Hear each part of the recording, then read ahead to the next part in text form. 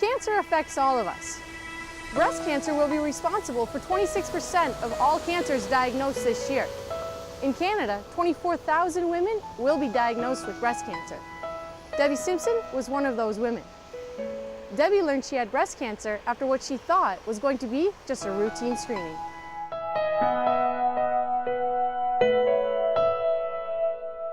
Research and early detection has helped decrease the fatality rate by 35%. Almost every test has benefits and risks, including mammograms. Scientific evidence tells us that regular mammogram screening leads to fewer deaths in women with breast cancer. That is because it helps find breast cancer when it is smaller and more treatable, which increases the chance of survival. Early detection can save your life.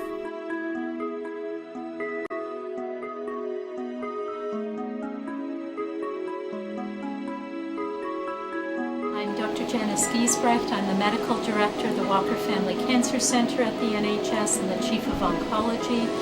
I'm a medical oncologist, so we start as specialists in internal medicine, then we do extra training to become medical specialists in the treatment of cancer, which is oncology. Cells that have developed in the breast itself, so in the breast tissue.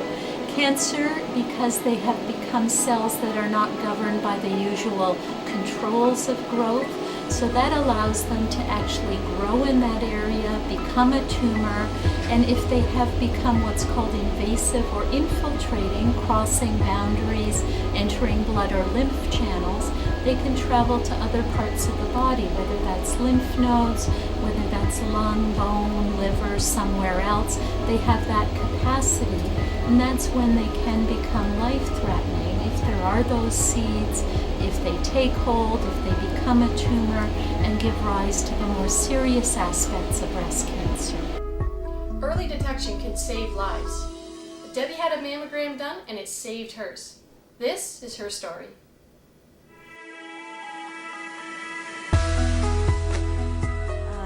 In about October 2012, a friend of mine on my ball hockey team was diagnosed with breast cancer, and it was just a little spot. It was removed, no problem.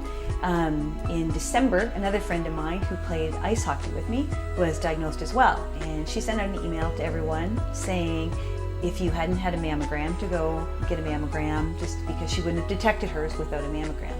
So I decided I had missed my mammogram the year before, that I should probably go. So anyway, I went for a mammogram, and they did the mammogram the one day and called me to come back in the next day and for a 3D mammogram. And then they called me again to come back 2 days later to do a biopsy. And that was just a couple days before Christmas. And then they closed for Christmas for 2 weeks, so I couldn't get the results until the new year. So I kind of had an idea that something was wrong because of the biopsy, but I didn't know for sure. And then the 1st of January, the doctor called and asked me to come in to see her, and that's when she told me.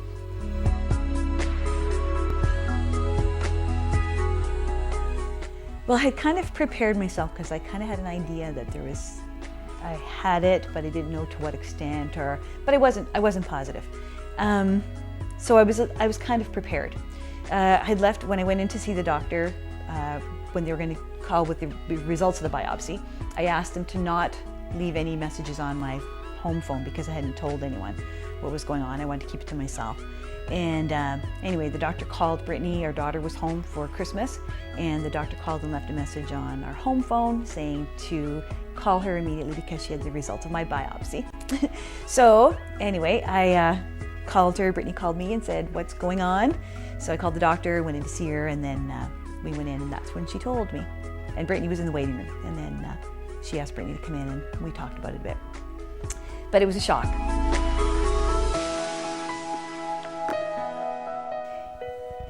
When I knew I was going to lose my hair, so they advised me to get my hair cut short so that it wouldn't be so traumatic and it wouldn't be so messy, I guess. So it started to come out in clumps. Every morning when I'd wake up, there'd be a few more in the shower, lose a few more hair. And so then I decided that we might as well just take it right off because it was going to go. So I came home one day and I said to Gary and Brittany, I think let's do it today and cut it off. So we went down the basement, and they both went on either side of me with a pair of scissors and got it down as low as they could go. And then Gary had the clippers, and he was trying to be really nice and gentle, and he started off with huge clipper and hardly anything was coming off, and then he changed it to a little bit shorter, and he said, okay, just do it, it's gonna go, do it. So he shaved it right down to a bald, and I looked in the mirror and we were laughing about the whole thing, at the whole time laughing, and then all of a sudden I just burst into tears and it was gone. And I remember still going past mirrors and looking and thinking, I can't believe that was me. Bald.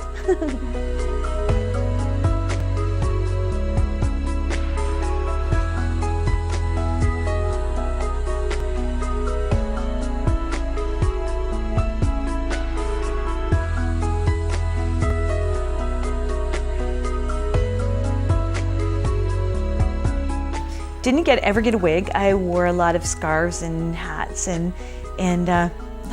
people are so kind. They all said it looks good, and I know it didn't look good, but everybody said it looked good. So no, everybody was great.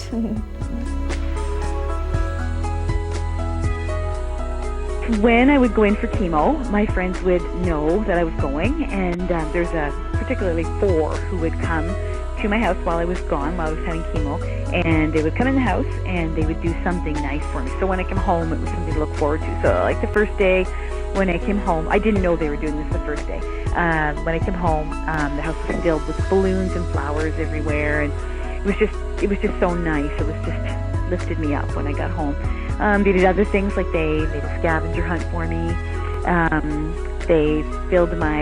They put signs up all over the place, all around the house, with little sayings that we say, and just encouraging things, like little motivational signs and pictures of things that we had done that were fun before.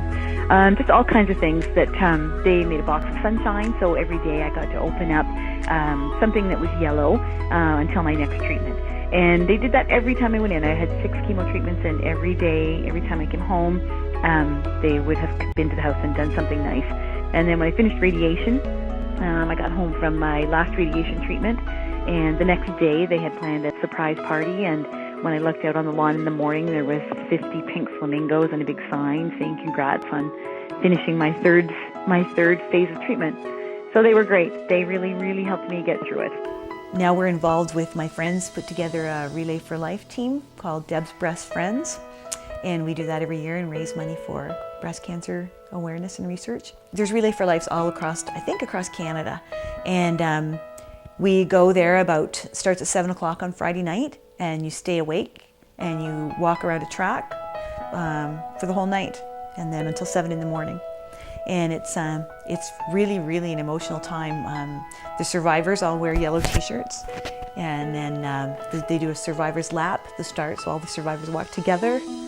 And the first time we did it, I was in treatment, so I was bald, and some of these people have been survivors for a long time, and some are like me, are new.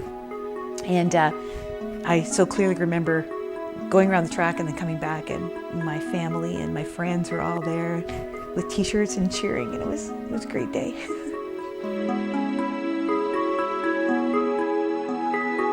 Well, first of all, early detection is key. So get a mammogram. If you're supposed to get a mammogram, get one, because I would have never found mine if it hadn't been for that. It would have been too late for me.